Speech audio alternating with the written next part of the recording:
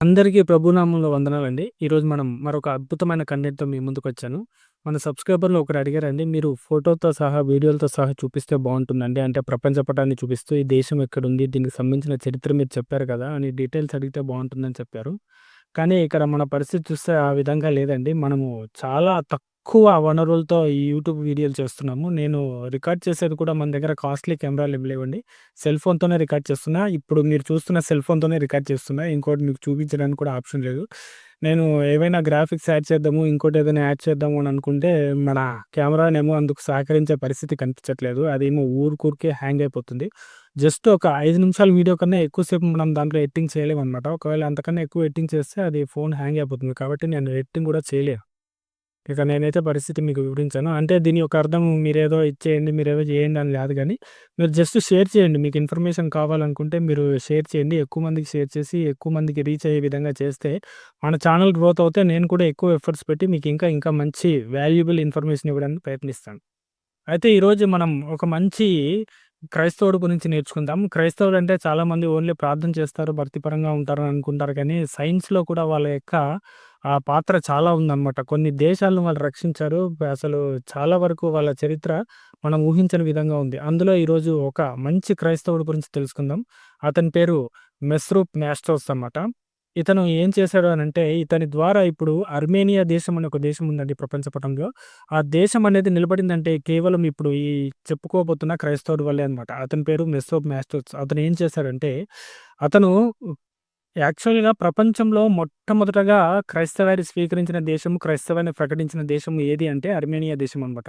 ఇది క్రీస్తు శకం 301లోనే క్రైస్తవాన్ని ప్రకటించిందనమాట. తమ దేశాన్ని అధికారిక మతంగా క్రైస్తవాన్ని ప్రకటించింది. అయితే ప్రకటించినంత మాత్రాన మొత్తం లోపల ఉన్న వాళ్ళందరికీ అంటే బైబిల్ అర్థమైపోయింది, బైబిల్ చదువుతున్నారు అని కాదు. అంటే వాళ్ళకి ఆ విశ్వాసం ఉంది కానీ, అది చదవడానికి, చేయడానికి యాక్చువల్‌గా ఈ మెస్రూప్ మాస్టోస్ అనే ఈ మిషనరీ ఎవరైతే ఉన్నారో ఆ దేశానికి వెళ్ళిన తర్వాత ఏం గ్రహించాడంటే, వాళ్ళకందరికీ ఆసక్తి ఉంది కానీ, తెలుసుకోవడానికి వాళ్ళకు ఒక భాష ఉంది కానీ, ఆ భాషకు అక్షరాలు లేవనమాట. ఆ విషయాన్ని అతను గ్రహించాడు.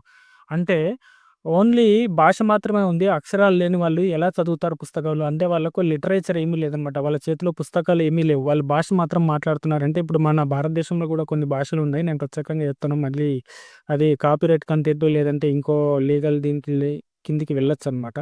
అంటే మనకు తెలీదు కదా విషయం. అందుకని చెప్పేసి నేను చెప్తున్నా. కొన్ని భాషలకి ఇప్పుడు మన దగ్గర లిపి లేదు. ఉదాహరణకు సంస్కృతం తీసుకోండి, లేదంటే ఒక లంబాడీ భాష తీసుకోండి. వీటికి భాష ఉంది కానీ లిపి లేదనమాట. సేమ్ అదే విధంగా ఈ అర్మేనియా ప్రజలు మాట్లాడే భాషకి ఏదైతే ఉందో దానికి అక్షరాలు లేవనమాట. అంటే వాళ్ళు పుస్తకాలు ఇలాంటివి రాయడానికి వీలు లేదనమాట. అంటే అక్షరాలు లేవు కదా! సో, దాన్ని బట్టి ఇతను గమనించాడనమాట. వీళ్ళకు పుస్తకాలే లేనప్పుడు, అక్షరాలే లేనప్పుడు వీళ్ళు బైబిల్‌ను ఎలా చదువుతారు?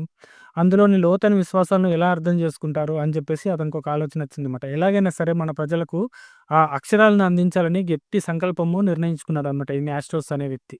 అప్పుడు మ్యాస్టోస్‌కి ఇద్దరు వ్యక్తులు జత కలిసారనమాట. అతనిలో ఒకడొచ్చేసి క్యాథలికోస్ ఐజాక్ అని ఇతను అర్మేనియా చర్చ్ అధ్యక్షుడనమాట. ఇంకొకటి ఆ కాలంలో పరిపాలిస్తున్న రాజనమాట. వంబ్రాపుహ్ అనమాట అతని పేరు. వంశపుహ్ అని సంథింగ్ నాకు ప్రొనౌన్సియేషన్ సరిగ్గా రావట్లేదు. వీళ్ళిద్దరూ అతనికి జత కలిసారనమాట. జత కలిసి ఎలాగైనా సరే ఈ అక్షరాలు రూపొందించే కార్యక్రమాన్ని పొడిగించాలని చెప్పి అనుకున్నారనమాట. వీళ్ళు ముగ్గురు ఒక చర్చా సభను ఏర్పాటు చేశారు. చర్చా సభను ఏర్పాటు చేసి దాని యొక్క ప్రధాన లక్ష్యం ఏంటంటే, ఇప్పుడు అర్మేనియా జాతి ప్రజలకు ఎలాగైనా సరే భాషను అందించాలి, అక్షరమాలను అందించాలనేది దాని యొక్క ప్రధాన లక్ష్యం అనమాట. ఈ చర్చలో మాట్లాడుతున్నట్టుగా రాజుకు సడెన్‌గా ఒక విషయం గుర్తొచ్చిందన్నమాట. అదేంటంటే, ఈ అర్మేనియా భాషకు సంబంధించిన అక్షరాలు ఏవైతే ఉన్నాయో అవి ఒక దగ్గర ఉన్నాయని చెప్పేసి నేను మా తండ్రుల ద్వారా విన్నాను అని చెప్పేసి ఎవరికి ఈ మెస్ట్రోపో మ్యాథ్సోస్‌కి చెప్పాడన్నమాట ఈ రాజు. సరే వెంటనే రాజు ఏం చేశాడంటే తన దగ్గరున్న సేవకుడైనటువంటి వ్యాగ్రిచ్ హుడ్ అనే ఒక సేవకుడిని ఏం చేశాడంటే పంపించాడన్నమాట. ఆ స్క్రిప్చర్స్ తీసుకురమ్మని ఆ లిపి అక్షరాలు ఏవైతే ఉన్నాయో. అతను వెళ్లి తిరిగి మొత్తానికి చేస్తే క్రీస్తు శకం 404లో తిరిగొచ్చాడన్నమాట. ఈ వ్యాగ్రిచ్ హుడ్ తిరిగొచ్చేసి మొత్తానికైతే అతని చేతిలో డానియల్ స్క్రిప్చర్స్ అని పిలువబడే పురాతన లిపి అక్షరాలు ఉన్నాయన్నమాట. ఏది అర్మేనియా భాషకు సంబంధించి. వెంటనే చాలా హ్యాపీగా ఫీల్ అయ్యాడన్నమాట. ఈ మిషనరీ ఎవరైతే ఉన్నారో మాస్టోస్ దాన్ని తీసుకొని బాగా అధ్యయనం చేశాడు. అధ్యయనం చేసి చాలా హ్యాపీగా అందరికి బోధించడం మొదలుపెట్టాడన్నమాట. కొన్ని రోజులు దాని మీద చెప్పాడు కూడా. కానీ కొన్ని రోజులు జరిగిన తర్వాత ఏం జరిగిందంటే విషయము ఆహ్ అవి ఏవైతే తీసుకొచ్చాడో లిపి, అక్షరాలు ఎవరు ఆ సేవకుడు, అవి సంపూర్ణంగా లేవనమాట. అంటే దాని ద్వారా ఈ అర్మేనియా భాషలో ఉన్నటువంటి ప్రతి ఒక్క పదాన్ని, ప్రతి ఒక్క వ్యాకరణాన్ని కూడా సరిగ్గా ఉచ్చరించలేకపోతున్నారు. లేదంటే సరిగ్గా రాయలేకపోతున్నారనమాట. అది ఆ లిపి ఆ భాషకు సరిగ్గా సరిపోవట్లేదనమాట.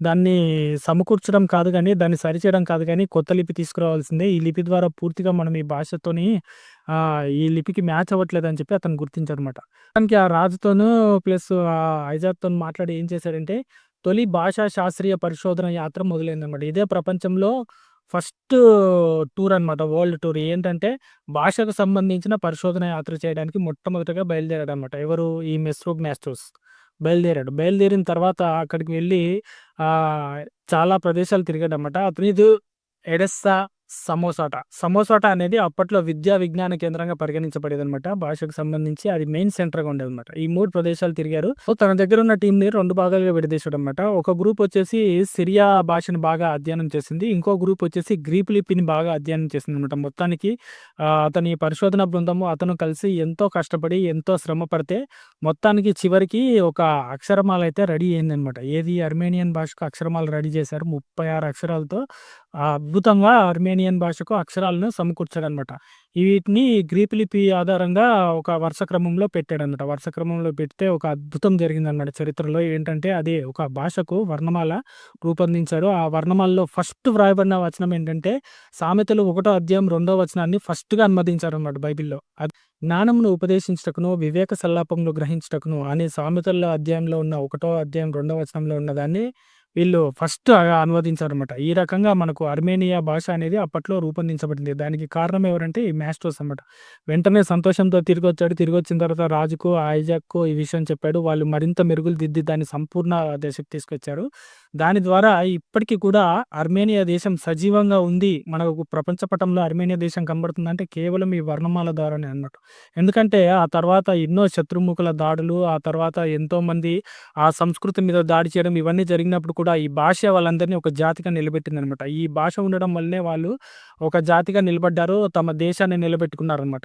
ఆ తర్వాత రోమా సామ్రాజ్యం మరియు పర్షియా వచ్చేసి 2 భాగాలుగా విడిపోయినప్పుడు వీళ్ళు ఈ భాష ఒక్కటి ఉండడం వల్ల వీళ్ళందరూ కలిసి ఒక దేశంగా నిలబడ్డారు. ఇప్పటికి కూడా అర్మేనియా దేశం నిలబడి ఉందంటే కేవలం ఈ క్రైస్తవుడి వల్లే అనమాట. ఎవరు? ఈ మెస్రోప్ మాస్టర్స్ వల్లే. అతను సృష్టించింది వర్ణమాల కాదు. ఒక దేశాన్ని నిలబెట్టాడనమాట. ఒక జాతి గౌరవాన్ని నిలబెట్టాడు. ఇప్పటికి కూడా ఆ అర్మేనియా ప్రజల్ని ఎవరిని కదిలించినా కూడా అతను ఒక దేవునిలా వచ్చేసి మాకు వర్ణమాలను అందించాడు. అతను మామూలు వ్యక్తి కాదు. మమ్మల్ని ప్రేమించాడు కాబట్టే మాకు ఈ వర్ణమాలనిచ్చాడు. ఈ వర్ణమాల ద్వారానే, ఈ బైబిల్ ద్వారానే మా దేశం ఇప్పటికి నిలబడిందని వారు సగర్వంగా చెప్పుకుంటారనమాట. ఫ్రెండ్స్, ఈ వీడియో గనక మీకు నచ్చినట్లయితే ప్లీజ్ కామెంట్ చేయండి, లైక్ చేయండి, షేర్ చేయండి. అలాగే ఇలాంటి మరిన్ని మంచి వీడియో కంటెంట్‌ల కోసం నా ఛానెల్‌ని సబ్స్క్రైబ్ చేసుకోండి. థాంక్